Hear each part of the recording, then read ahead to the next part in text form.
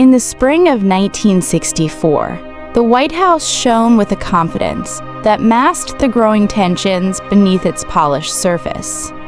President Jonathan Hale, celebrated war veteran, disciplined statesman, and the face of American stability, had just secured unprecedented approval ratings. The public adored him. His enemies respected him. And the press, dazzled by his charm, rarely questioned the carefully curated image of a perfect family man leading a perfect American life. But deep inside the walls of Washington, a rumor had begun to whisper, first quietly, then with a slow, magnetic pull that drew in anyone brave enough to chase it. It was a rumor that suggested the president's greatest legacy was not a policy, not a speech, not even a victory. Instead, it was a secret he had tried to bury for nearly 2 decades, the existence of a son born long before he entered the political arena. Those who knew the earliest fragments of the story often recalled the same name, Evelyn Drake, a bright, ambitious journalist whose photographs once graced the pages of major magazines. In 1946, Hale was a young naval officer returning from the war, reckless with hope and hungry for a future he could shape with his own hands. Evelyn, meanwhile, was a rising star with a camera around her neck and a habit of walking into places she wasn't allowed. Their paths collided during a veterans celebration in New York City, where the energy of the post-war world blurred lines and softened caution. What happened between them over the following months became a tightly guarded memory, an affair ignited by loneliness, silenced by ambition, and sealed with a goodbye neither expected to last. Just 6 months after Hale ended the relationship to pursue what he called a life of service, Evelyn vanished from the public eye. She abandoned assignments, canceled contracts, and disappeared from every newsroom registry. Colleagues gossiped about a secret illness or a private breakdown, but the truth was far simpler and far more dangerous.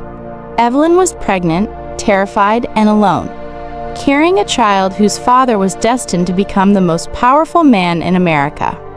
Her decision to leave the city was abrupt and irreversible. She moved to a remote coastal town in Maine, where few newspapers circulated and fewer questions were asked. There, hidden from the world, she gave birth to a baby boy she named Michael. For years, Evelyn raised Michael in near isolation. She refused interviews, rejected career opportunities, and avoided any place where a photographer might recognize her face. All the while, she kept a single wooden box under her bed, a box containing love letters from Hale, a photograph of them together, and a birth certificate with no father listed. These were her insurance, her regrets, and her nightmares all at once. Every time Michael asked about his father, Evelyn told him only that he was, quote, a man who had chosen a different path. She never revealed that his father's path now led straight to the Oval Office. But secrets have gravity, and this one grew heavier as Hale climbed the political ladder. When he became senator, strange men began appearing in Evelyn's quiet town, well-dressed, polite, and far too curious. They asked about local families. They observed schoolyards. They visited the library. Evelyn sensed their motives instantly. Hale's campaign team was sweeping the country, ensuring nothing from his past could derail his future. And she knew that if they discovered Michael, they would not hesitate to rewrite the story, or erase it entirely. By 1964, when Hale was president, Evelyn's fear had evolved into certainty. She realized Michael was no longer merely an inconvenient truth. He was a threat of historic proportions. If the public discovered that the president had abandoned a wartime lover and concealed an illegitimate son, it could dismantle his image, fracture his administration, and even endanger national security. Presidents could survive scandals, but not betrayals that undermine the core mythology of their leadership. That fragile equilibrium finally began to crack when a young congressional aide, while reviewing classified archival documents, found a file that should not have existed. It contained a blurred photograph of Evelyn Drake holding an infant, and a handwritten note saying "Unresolved link. Monitor quietly." The aide, unable to resist the scent of forbidden truth, made a single, fateful phone call to a reporter he trusted. And with that, the rumor that had slept for decades awakened once more, ready to consume the presidency. The leak did not explode immediately. It began like a soft tremor deep beneath Washington's political landscape. Small private conversations happening behind closed doors, coded language exchanged in the back corners of Capitol Hill bars, and reporters lingering too long near White House briefings. The photograph of Evelyn holding baby Michael circulated only among a handful of journalists, each one aware that if the rumor proved authentic, it would become the biggest scandal in modern American history. Yet none dared publish without definitive proof. The stakes were extraordinary. Exposing the truth could end the presidency, but getting it wrong could destroy an innocent family forever. Inside the White House, however, panic was growing. President Hale's chief of staff, Charles Whitford, a man known for his emotionless discipline, received an intelligence report confirming that the file referencing Evelyn Drake had been accessed. His reaction was immediate and cold. He ordered a covert review of everyone who had touched the archive, interrogated junior staffers, and quietly replaced 2 archivists. But most importantly, he confronted the president. For the first time in years, Hale's composure fractured. When Whitford presented the photograph, the president stared at it with the expression of a man facing a ghost from a previous life. He didn't deny it. He didn't ask how the photo had resurfaced. He only whispered, "I thought this was gone." Whitford's solution was ruthless: silence the rumor at its source. He proposed tracking down Evelyn Drake, determining whether the child still existed, and suppressing any evidence that linked Hale to the pair. Hale resisted. He had lived his entire political career in fear of this moment, but the thought of harming Evelyn or Michael sickened him. He insisted on one thing: if they are alive, they are not to be touched. Still, he authorized Whitford to take protective measures, a phrase drenched in ambiguity and danger. Meanwhile, the young congressional aide who first discovered the file began to realize the weight of what he had uncovered. His name was Thomas Ashford, an idealist new to Washington with a naive belief that truth always served justice. But as he dug deeper, he noticed men watching him, men he didn't recognize. Anonymous letters began appearing under his apartment door. "Drop the matter. This story is not yours to tell." One morning, he found his car door open, the glove compartment emptied, and a single envelope placed inside. Inside the envelope was a photograph of Evelyn from decades earlier, one that he had never seen before, and a note in red ink: "There will be consequences." Thomas knew then that he had trespassed into dangerous territory. But fear did not deter him. It ignited him. He sought out the reporter he trusted most, a seasoned journalist named Clara Wright. Clara, sharp-eyed and relentless, had covered political scandals for 20 years. When she examined the Evelyn photograph, she immediately recognized the historical weight of the story. Yet she also understood the risks involved. She warned Thomas, "If this is true, we're not dealing with a political misstep. We're dealing with a secret that powerful men have protected for decades." Together, they began tracing Evelyn Drake's life. They sifted through archives, traveled to abandoned news offices, and interviewed retired photographers who remembered Evelyn's talent and sudden disappearance. Their search led them to Maine, where a former landlord confirmed that Evelyn had lived there in the late 1940s with a child. But when they asked where she went afterward, the landlord gave a chilling answer. 2 men in dark suits came one night. She left the next morning. She didn't say where, but she looked afraid. The investigation gained momentum, but so did the White House's efforts to stop it. Whitford deployed a private intelligence team to shadow Thomas and Clara. Phone lines were tapped. Hotel rooms were searched. Their notes mysteriously vanished from a locked drawer. And at every step, Whitford reported to President Hale, who grew increasingly tormented by guilt and dread. Yet the truth was no longer controllable. The deeper Thomas and Clara went, the more they uncovered. And among the fragments was something unexpected. Recent medical records showing that Evelyn Drake had been hospitalized under a false name just a year earlier. She was alive, but the question that would determine the fate of the presidency remained unanswered. Where was Michael? For weeks, Thomas and Clara followed a trail of half-erased footprints. The hospital records indicated that Evelyn had been admitted for severe respiratory complications, but her discharge documents listed no address, no family contacts, nothing to trace her next steps. It was as if she had vanished all over again. Clara suspected she was being protected, or hidden, by someone with the resources to erase entire identities. And only one group in America had consistently demonstrated that kind of power: the president's inner circle. Their next breakthrough came unexpectedly, through an elderly nurse who once worked at the rural clinic where Evelyn had been treated. After hours of hesitation, the nurse revealed that Evelyn had been visited by a tall, stone-faced man wearing a White House security pin, an outdated one, but unmistakable. According to the nurse, the man stayed with Evelyn for nearly an hour. When he left, Evelyn was in tears. And 2 days later, she fled the clinic in the middle of the night, without receiving her full treatment. Clara recognized the pattern instantly. They're moving her.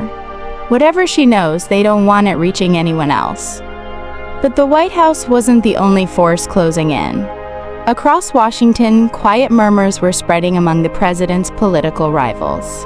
One senator, long resentful of Hale's popularity, had caught wind of the growing whispers and saw opportunity.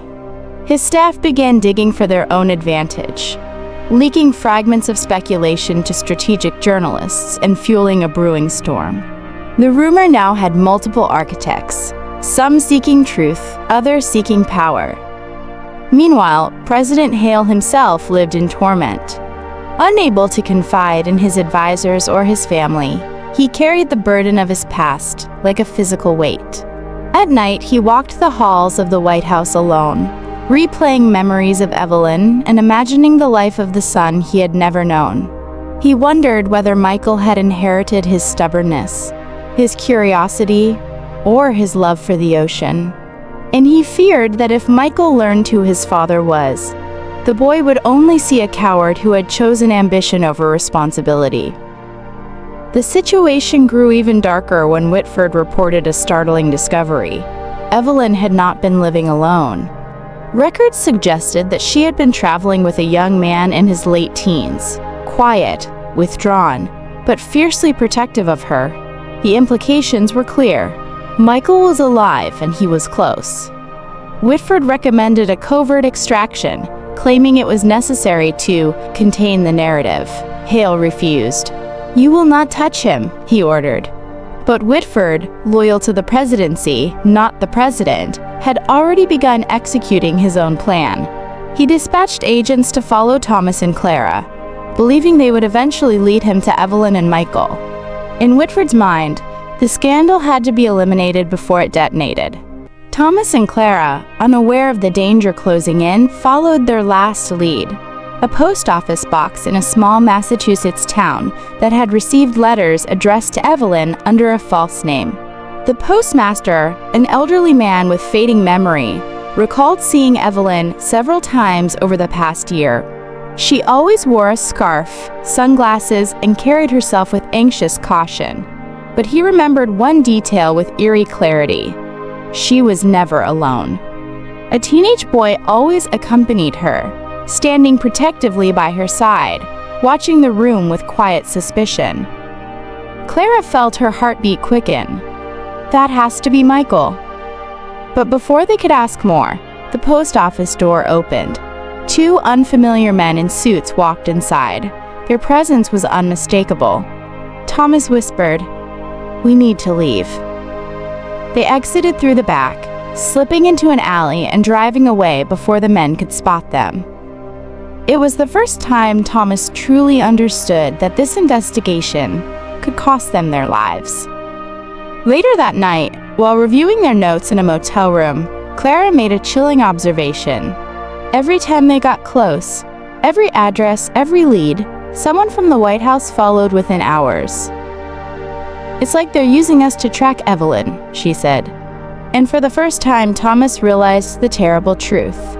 They were not just investigators. They were bait. The trap tightened slowly, with the precision of a machine designed to capture secrets and crush them. Whitford's operatives intensified their surveillance, tracking Thomas and Clara through credit card records, phone signals, and camera footage. Everywhere they went, someone was just out of sight, close enough to observe, far enough to deny. But the operatives weren't the only ones watching. Someone else was following the same trail, someone with a different agenda. Unaware of the danger closing around them, Thomas and Clara continued searching for Evelyn. Their next lead took them to a weathered lighthouse caretaker on the Maine coast, who remembered a woman and boy fitting the description. They had rented a small cabin on the cliffs and stayed for almost 9 months. The caretaker described the boy, Michael, as quiet, intelligent, and almost unnervingly observant. He read constantly, sketched in a notebook, and always positioned himself between Evelyn and strangers. Protective, the caretaker said, like he knew they were being hunted. But Evelyn and Michael had left abruptly one night, without notice. The only clue they left behind was a stack of newspapers, each one bookmarked to stories about President Hale. It was clear Evelyn had been monitoring him, perhaps preparing for the day when her past would collide with his future. Meanwhile, President Hale faced an internal war. Every briefing, every policy meeting, every public appearance was overshadowed by the knowledge that his lie, his greatest shame, was unraveling. His advisors noticed his distracted demeanor, his sleeplessness, and his sudden reluctance to engage in campaign strategy. But none could imagine the truth tormenting him. Somewhere out there was a son who had grown up without a father because he had chosen the presidency. Hale finally confronted Whitford. "If you harm them, if you even approach them without my permission, I will end your career." Whitford didn't flinch. "Sir, if this story breaks, it will destroy not only you, but everything your administration has built. I am protecting the country." "No," Hale replied. "You are protecting an image." But Whitford had already crossed a line. He had become convinced that Evelyn and Michael represented a threat, not just political, but national, and he intended to neutralize that threat. He wasn't alone. Shadow agents within the intelligence community, operatives loyal not to Hale, but to the institution of the presidency, were equally determined to keep the secret buried. They called it preservation. Others would call it conspiracy. Their plan was simple: allow Thomas and Clara to locate Evelyn, then intervene before the journalists had a chance to speak with her. And so the chase continued. After days of dead ends, Thomas finally noticed a pattern in Evelyn's movements. Every location she had stayed in was near a hospital or clinic. Clara realized Evelyn was sick, perhaps gravely, and Michael had been moving her from place to place seeking treatment without exposing their identities. Following this pattern, they found a new lead, a small Catholic hospice in Vermont. A nun confirmed that a woman matching Evelyn's description had been admitted weeks earlier, but left suddenly when she overheard staff discussing transferring her to a larger hospital. She panicked, the nun said softly, as if she believed someone was coming for her. Thomas and Clara knew they were close, but so did Whitford. That night, while reviewing their findings in yet another motel, Clara noticed something. The same dark sedan had been parked across the street at 3 of their last stops. She checked the window again. This time, the headlights flicked on. "They're here," she whispered. Thomas grabbed their notes. They fled through the back door as footsteps echoed in the hallway. Outside, the cold night wrapped around them as they sprinted toward their car. Tires screeched. Doors slammed. Voices shouted. And for the first time, Clara saw the full scale of the machine they were up against. "This isn't just a cover-up," she said breathlessly. "It's a hunt." The chase reached its breaking point when Thomas connected the final dots. After analyzing Evelyn's travel pattern, he noticed a repeating cycle. Every 6 months, she visited the same remote region in upstate New York, far from reporters, far from hospitals, far from easy surveillance. There was only one facility in that area capable of treating chronic respiratory illness. An old private sanatorium converted into a charity-run shelter. Thomas and Clara drove through the night, navigating narrow mountain roads as an early winter storm stirred overhead. They were certain Evelyn was there. But they weren't the only ones heading in that direction. Whitford's operatives, tracking their movements, closed in. 2 black SUVs followed a parallel route, maintaining radio silence, but moving with surgical coordination. Whitford himself monitored from Washington, steady and calculating. He knew the moment Evelyn spoke, even a whisper, decades of political architecture would come crashing down. And so he prepared the next phase of his plan, extraction.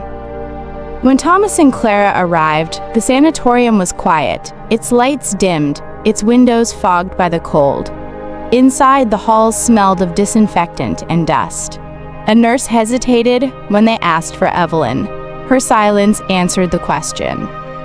She led them to a small room at the end of the hall. Evelyn was there, frail, pale, gazing out the window at the falling snow. Michael sat beside her, a young man in his late teens, his posture rigid with suspicion. When Thomas introduced himself, Michael immediately stepped between them, ready to protect the only family he had ever known. Clara spoke softly. "We're not here to expose you. We're here to understand the truth, to give you a voice before others twist your story." Evelyn studied them with tired eyes. Then, with a trembling breath, she said, "They've been chasing us for years. They don't want a scandal. They want erasure." And then, she revealed everything. She told them about her love affair with Hale, about the letters, the promises, the abandonment, about the night government men visited her home in Maine, warning her to disappear, about the hospital visits, the surveillance, the threats. And most importantly, she revealed her fear that Michael, if discovered, would be taken away, used as leverage, or silenced. Michael finally spoke. "I don't want anything from him. I don't want his name. I just want my mother safe." But before Clara could respond, the sanatorium lights flickered. Engines rumbled outside. Multiple vehicles. Whitford's operatives had arrived. Michael's instincts flared. He locked the door and moved Evelyn toward the back exit. Thomas and Clara followed, guiding them through a service corridor. But the operatives entered the building from 2 sides, their footsteps echoing with precision. They reached a storage room leading to a rear staircase. From the top window, Clara saw the SUVs surrounding the property. "We're trapped," she whispered. Michael stepped forward, jaw tight. "No, I know another way." He led them to an old maintenance tunnel beneath the building, something he must have discovered while caring for Evelyn. They descended into the darkness as the operatives breached the upper floors. Above them, voices barked orders. Boots thundered through hallways. In the tunnel, Evelyn stumbled, coughing violently. Thomas supported her, while Michael tried to calm her panic. For the first time, Clara saw him not as a secret or a scandal, but as a son fighting for his mother's life. They emerged half a mile from the sanatorium, breathless and freezing, but before they reached their car, headlights appeared on the road. 2 vehicles, too close. Michael made a split-second decision. "I'll lead them away. You get my mother out." Evelyn cried out, grabbing his arm. "No! Michael, no!" But he pulled away. "If they catch you, it's over, for all of us." he ran into the woods, drawing the headlights after him. Thomas, Clara, and Evelyn reached the journalists. Car and sped into the night. Behind them, the storm swallowed the mountains, hiding Michael's fate. Hours later, at a diner far from the sanatorium, Evelyn wept silently. Clara squeezed her hand. Thomas stared at the table, haunted by Michael's final words. Back in Washington, President Hale received Whitford's report. His face collapsed as he listened. A single sentence broke him. The boy escaped, his location unknown. For the first time in his presidency, Hale dismissed Whitford from the room and locked the door. Alone, he wept, not as the President of the United States, not as a leader burdened by legacy, but as a father who had failed the only son he ever had. The truth was still out there. Michael was still out there. And the greatest scandal in American history had only just begun.